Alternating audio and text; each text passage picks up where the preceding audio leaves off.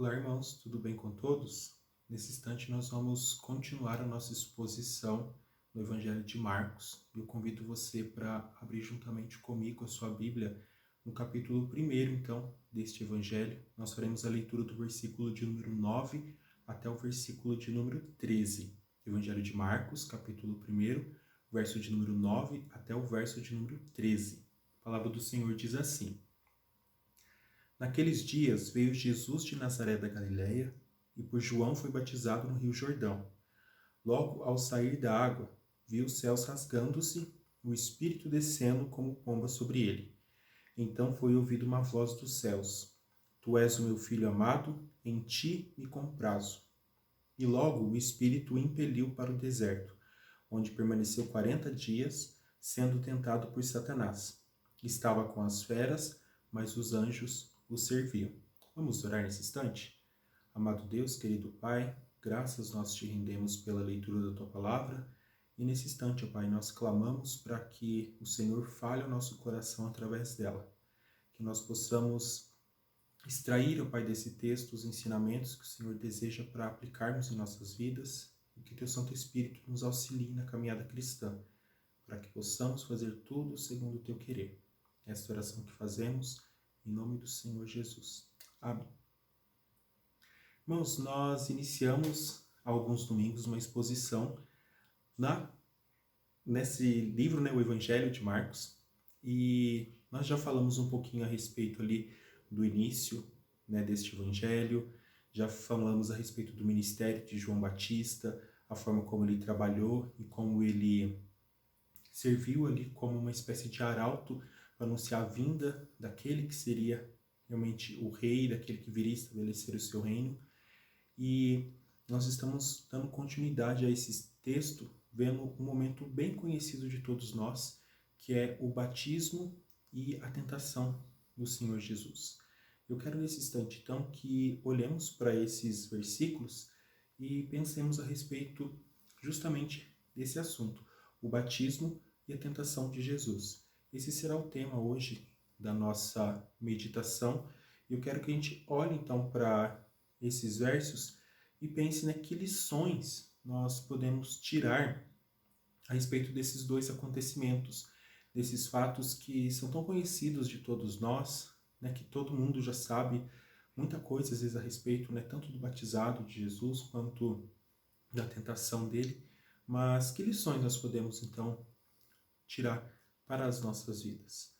Eu quero dividir o texto em duas partes, em 2 pontos para nós trabalharmos, para ficar de maneira bem didática o nosso entendimento aqui. E eu vou fazendo algumas colocações a partir do momento que for expondo os versículos, para que tudo fique claro aos nossos olhos, para que a gente possa ter uma compreensão acerca do que Deus ele tem para nos ensinar. Então, a primeira coisa que eu quero que a gente pense aqui é a respeito do batismo.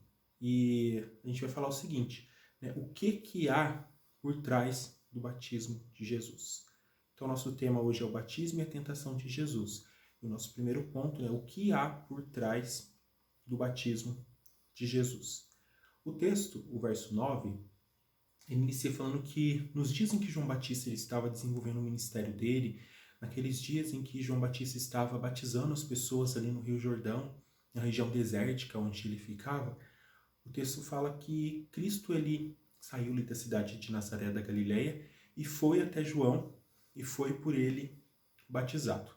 É interessante que, diferente dos outros evangelistas, Marcos ele tem a preocupação de falar que Jesus ele está saindo de Nazaré da Galileia. Os outros textos eles não têm tanta essa preocupação, não dão tanta essa importância para a cidade de Nazaré.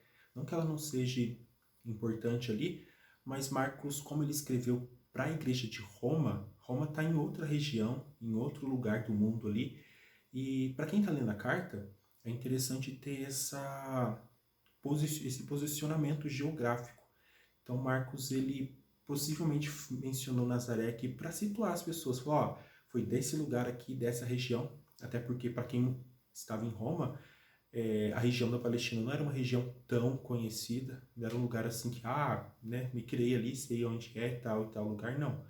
E Marcos, então, se preocupa em colocar esses detalhes. Então ele fala, ele saiu de Nazaré, que é a região da Galileia ali, foi para o Rio Jordão, e ali ele foi batizado. Se você comparar essa exposição com os outros evangelhos, você vai ver que Marcos ele não se preocupa em trabalhar tantos detalhes, tantas questões. Por exemplo, aqui você não vê o texto falando que quando Jesus ele foi lá, João Batista se negou a batizar ele. Quando João Batista viu Jesus, falou, não, jamais vou batizar o Senhor. Imagina, eu que tenho que ser batizado pelo Senhor. E o texto ele não tem essa preocupação aqui, né, de tratar a respeito disso. Ele também não fala o motivo pelo qual Jesus está sendo batizado. Se você ler lá em Mateus, Jesus vai falar para que, né, seja cumprida a justiça. E aqui ele não expõe essa questão. Como eu já mencionei no primeiro sermão que a gente falou a respeito de Marcos, Marcos ele é bem sucinto, ele é bem direto ao ponto. E a ideia dele aqui é justamente falar, ó, Jesus foi batizado. E o foco dele então é trabalhar de uma maneira bem direta, né, as questões relacionadas então com esse batizado. E o que há então por trás do batismo de Jesus? Eu quero que a gente olhe aqui para esses versículos então e a gente pense em algumas questões relacionadas a tudo isso. Algo que a gente tem que ter em mente é que o batizado de Jesus, ele está relacionado com uma questão que a gente pode dizer assim que é uma decisão. Em que sentido é uma decisão? É importante a gente pensar o seguinte, quando a gente batiza, um dos porquês da gente se batizar, vamos falar assim, é por causa do nosso pecado. Nós somos batizados para simbolizar ali, né, a remissão dos nossos pecados. A gente fala ali que o batismo ele é um sinal visível de uma coisa invisível que aconteceu dentro de nós. No caso, né, a nova vida que nós temos em Cristo, o perdão de pecados, toda essa restauração que Deus produz na nossa vida. E é interessante a gente pensar que Jesus não precisava de nada disso. Como que aquele que não tem pecado seria batizado para receber perdão de pecados? Então, a ideia do batismo de Jesus não tem relação nenhuma com a questão de arrependimento. Cristo não tem pecado. E você pode ver isso exposto, né, em vários lugares na Bíblia, né, falando que o Senhor Jesus ele é alguém sem pecado, alguém que não pecou. Então, por que então Jesus ele foi batizado? Como eu falei, está relacionado com uma questão de decisão, não de decidir, eu aceitei Jesus, me aceitei Jesus falando, né? Não tem a ver com essa decisão de caminhar com Deus, nada disso. A ideia ali é que o batismo de Jesus, ele foi uma espécie assim de uma resolução dele, assim, algo que ele fez assim de uma maneira solene para ele, era como se fosse um gesto para ele falar assim, olha, eu vou desenvolver a minha missão. E ela está começando a partir de agora. Qual que é a missão dele? É vir aqui para morrer por cada um de nós. Então, o batismo dele é uma atitude que simboliza essa decisão dele. Ó, comecei. Cheguei agora para desenvolver o meu trabalho e por 3 anos eu vou pregar, vou curar pessoas, vou expulsar demônios, vou fazer um monte de coisa, né? Vou anunciar o reino realmente de Deus. Vou falar a respeito do evangelho, do meu evangelho, do evangelho que era ele, como nós vimos isso ali no começo de Marcos falando. E esse batismo, então, ele simbolizava toda essa decisão do Senhor Jesus. Então, o que há por trás do batismo do Senhor Jesus? A primeira, essa decisão dele de iniciar todo o seu ministério. Além dessa decisão, o que há por trás desse batismo? Há também uma identificação. A ideia ali é que, ao ser batizado, Jesus estava se identificando com os pecadores, com cada um de nós. Cristo ele estava ali iniciando o seu ministério, dizendo que, olha, através desse gesto, eu estou apontando para aquilo que eu vou fazer por cada um de vocês. Então, ele, como homem, ele está se identificando conosco, nós que somos homens. É ele dizendo assim, olha, eu como homem vou morrer no lugar de todos vocês, homens, né, todas as pessoas. Então, a ideia do batismo ali traz em si também essa questão dessa identificação do Senhor Jesus com o pecador, de mostrar que ele seria aquele que assumiria o nosso lugar e seria aquele que satisfaria as exigências, não sei a palavra agora, da lei de Deus. Além do batismo ele trazer essa questão da decisão de Jesus de começar realmente ali, de falar, eu vim para fazer isso, e de trazer essa identificação dele com cada um de nós, tem uma outra questão por trás desse batismo, que está relacionada com a capacitação do Senhor Jesus. O verso de número 10, ele continua assim, fala, logo ao sair da água, viu os céus rasgando-se e o Espírito descendo como pomba sobre ele. É bem interessante esse versículo aqui, para a gente pensar a respeito dessa capacitação. O verso ele fala assim que depois que Jesus saiu da água, os céus eles se rasgaram e o Espírito desceu como pomba sobre ele. Se você ler em outros evangelhos, vai ver que no momento que estava acontecendo, Jesus estava em oração. Lucas ele expõe tudo isso. Em outros evangelhos fala também que além de Cristo ele vê nessa descida do Espírito Santo. João Batista também vê. Mas algo que eu quero pensar aqui, focando em Marcos, é que Marcos ele fala que quando Jesus saiu da água, os céus se rasgaram. Essa expressão, né, os céus se rasgando, ela acontece mais uma vez em Marcos, lá na frente, quando Jesus ele morre na cruz e fala que o véu do templo se rasgou. É bem interessante essa palavra aqui, porque ela dá aquela ideia assim de, no original, né, ela traz uma ideia assim de que Jesus é aquele que é o único que tem acesso ao Pai. Então a ideia do céu se rasgando ali, imagina que se abriu um caminho ali no céu entre Jesus e o Pai ali. Então Jesus estava, né, contemplando o céu. E a ideia ali de Cristo é o único que tem acesso ao céu. Essa palavra é bem interessante porque lá na frente, como eu falei, quando fala que o véu do templo se rasgou, é a ideia de falar assim, olha, Cristo é o único que tem acesso ao Pai. Mas ele morrendo na cruz, ele abriu esse acesso para cada um de nós. E Cristo sendo aquele que tem acesso ao Pai, quando ele sai das águas, então, o céu se rasga e o Espírito desce sobre ele, como pomba. A ideia de uma pomba aqui é a ideia assim, de algo suave, algo tranquilo, algo manso, algo que traz paz, algo realmente simples. E esse Espírito, então, que é suave, que é simples, que é manso, ele vem sobre o Senhor Jesus. E é aqui que eu quero falar a respeito dessa capacitação.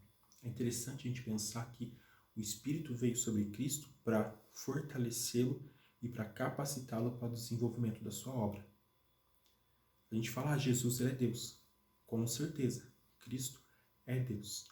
Mas Cristo também é homem. E o fato de Cristo ser homem, ele sendo homem, ele precisa da capacitação do Espírito Santo para desenvolver o seu ministério. E é isso que acontece aqui no momento do batismo. O Espírito Santo vem sobre Cristo para capacitar ele, para ele desenvolver toda a sua obra. Que é uma prova bem interessante disso. Você pode procurar na sua Bíblia o texto que fala a respeito da blasfêmia contra o Espírito Santo. Eu não vou entrar em detalhes aqui do texto sobre a blasfêmia do Espírito Santo. Se você quiser, você pode estar estudando depois, a gente pode conversar sobre isso. Mas é interessante que, quando acontece a situação da blasfêmia contra o Espírito Santo, o que é a história?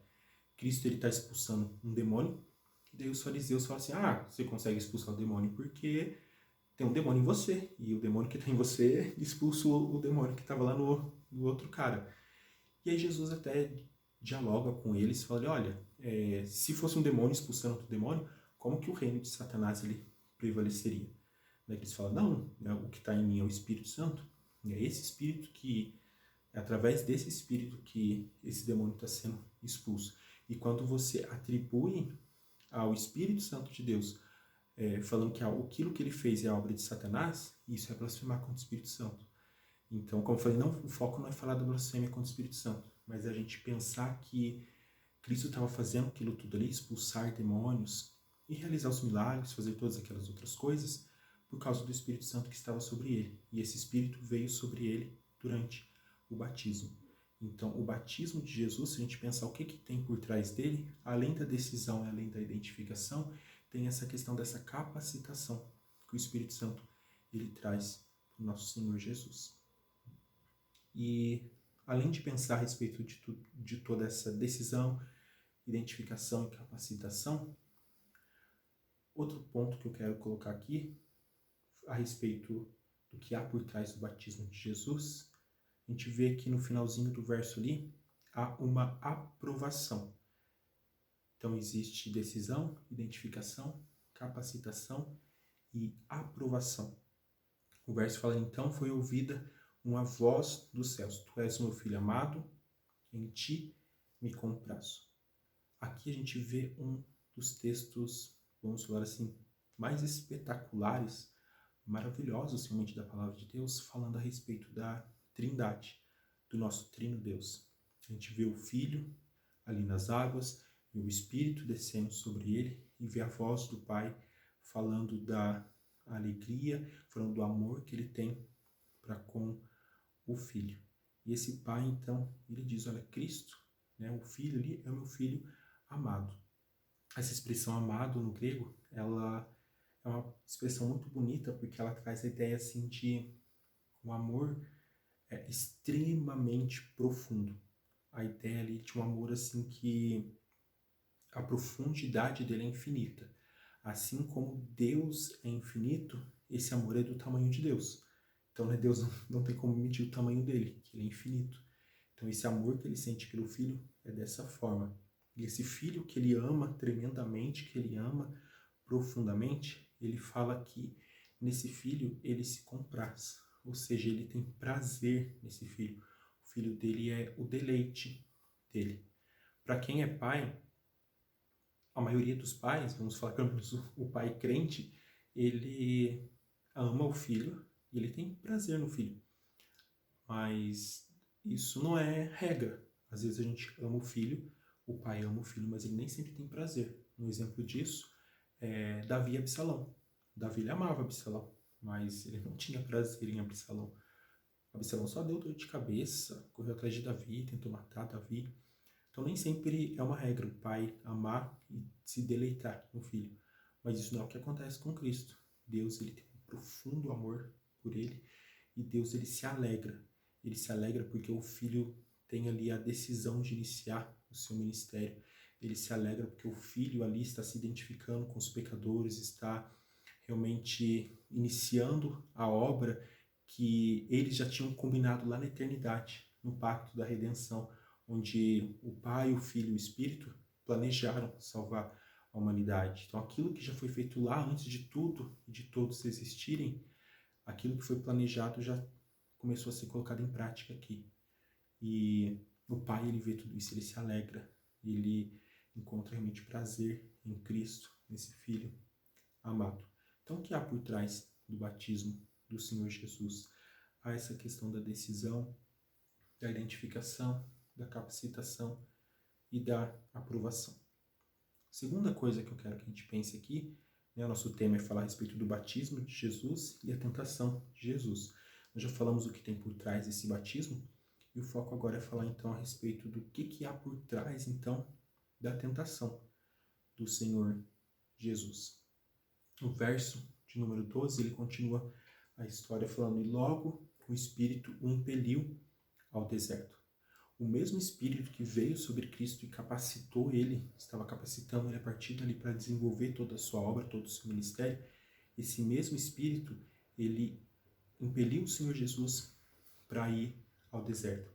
Essa palavra impeliu aqui é um termo bem forte usado aqui em Marcos, porque é a expressão que aparece quando Cristo ele expulsa demônios. Então a ideia ali de Cristo pela sua palavra ele expulsa o demônio, então esse expulsar, esse mandar o espírito imundo embora, é a mesma expressão que aparece aqui, quando o espírito ele expulsa o Senhor Jesus dali, das margens do Jordão. Ele empurra o Senhor Jesus, ele move o Senhor Jesus, ele trabalha no interior do Senhor Jesus para Cristo sentir aquele incômodo ali, tá ali no Jordão, fala, eu preciso ir para o deserto. E ele vai, levado então para o Espírito ao deserto. É interessante a gente pensar que aqui o mesmo Espírito, como eu falei que é o capacitador, é o Espírito que está direcionando o Senhor Jesus para onde ele deve ir. E é interessante a gente olhar que sempre na palavra de Deus a gente vê que o Espírito Santo ele move os servos do Senhor para cumprir realmente a vontade de Deus. Um exemplo disso é quando a gente vê que Felipe, ele foi lá para a região de Gaza, e quando passa o carro lá do eunuco, o Espírito Santo fala para ele, ó, vai lá atrás do carro. Ele obedece e vai. Lá em Atos 16, quando a gente vê Paulo na segunda viagem missionária, Paulo quer ir pregar na Ásia. A gente até estudou isso na escola dominical, quando a gente está falando ali das igrejas da região da Ásia Menor. E na segunda viagem, Paulo quer ir lá para a Ásia. E o Espírito Santo impede ele. Ele retrata isso ali, fala, ó, a gente queria ir para lá, mas o Espírito Santo nos impediu. E daí só na terceira viagem missionária ele consegue fazer isso. Esse Espírito, ele move os servos de Deus para ir fazer alguma coisa, para não fazer alguma coisa. É esse Espírito que habita em nós e que move a nossa vida, que fala assim, ó, vai lá, evangeliza aquela pessoa, vai lá, discipula aquela pessoa, ó, isso aí é pecado, não faz isso, ó, se resguarda dessa situação aí que não é do agrado do Senhor. Então esse Espírito, ele realiza faz todo esse direcionamento para a nossa vida. Ele faz isso com o Senhor Jesus. Ele manda o Senhor Jesus para o deserto. Deserto aqui é a ideia assim, de uma região realmente desolada. Se você vê no comecinho ali do texto de Marcos, fala que João Batista vivia nesse deserto. Não necessariamente o mesmo deserto, vivia num deserto. E Cristo, depois que ele está no Jordão batizado, ele vai então para uma região desértica. Algo interessante é que o verso de número 13 fala que enquanto Jesus estava lá no deserto, ele estava com as feras. O deserto é um lugar extremamente desolado. É um lugar, vamos falar assim, árido, sem muita vida. Não é um lugar assim muito interessante de se estar. Não é um lugar para você ir lá e falar, vou passar 40 dias. Né? Você vai lá e não vai passar bem, vamos dizer assim. Além de toda essa situação do deserto, do sol, do frio que faz à noite, de Cristo estar ali em jejum, a gente vê que o deserto era um lugar perigoso. Perigoso porque Cristo estava entre as feras. Tem vários livros falando a respeito dos animais da Bíblia, e esses livros eles falam que nesses desertos era comum você encontrar leões, encontrar hienas e encontrar chacais. Cristo então estava cercado de perigo. O sol já representava um perigo, a noite, o frio representava um perigo, a ausência do alimento representava um perigo, a ausência de água era um perigo e a presença de animais era um perigo. Cristo então está no deserto, uma região perigosa, uma região desolada. E quando Cristo ele está ali, Marcos fala que ele permaneceu 40 dias sendo tentado por Satanás. Quando a gente lê a princípio esse texto em Marcos, dá a ideia assim de que durante 40 dias Jesus foi tentado. Todo dia uma tentação. Mas se você comparar com os outros evangelhos, a gente vai entender que a ideia aqui não é dizer que Jesus ele foi tentado por vários dias, mas a ideia é de que ele passou 40 dias ali e depois desse período, aí sim, veio a tentação. Então Cristo ficou 40 dias no deserto, 40 dias em jejum, 40 dias em oração, 40 dias orando, falando com o Pai, se fortalecendo espiritualmente. Lembra, ele acabou de falar no batismo, vou começar o ministério. Então o Espírito Santo leva ele para lá para quê?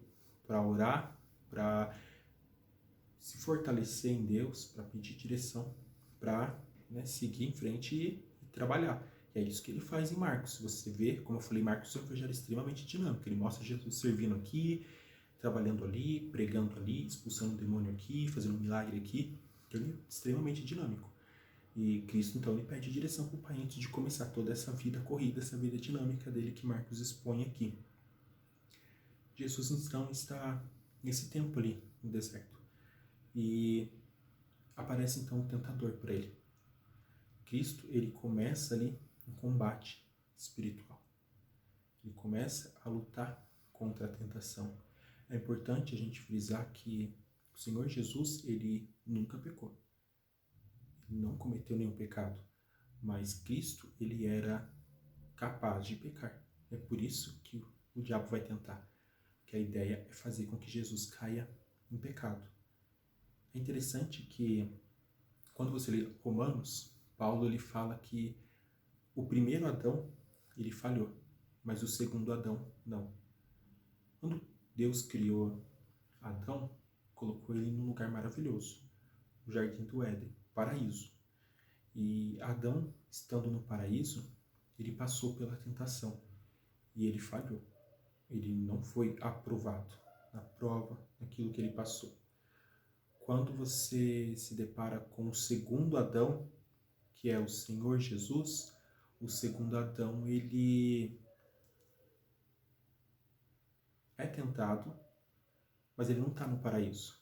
Ele está num lugar isolado, um lugar perigoso, um lugar extremamente complicado. Mas quando ele passa por essa tentação, ele é aprovado. O Senhor Jesus, ele é o nosso sumo sacerdote. Ele sabe o que nós passamos, ele sabe o que é ser tentado, mas diferente de nós, ele nunca caiu em tentação.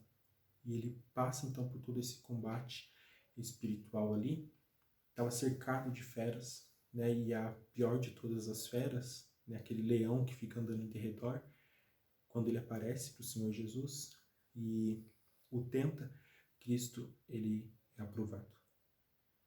E o texto, então, ele conclui falando ali que os anjos o serviam.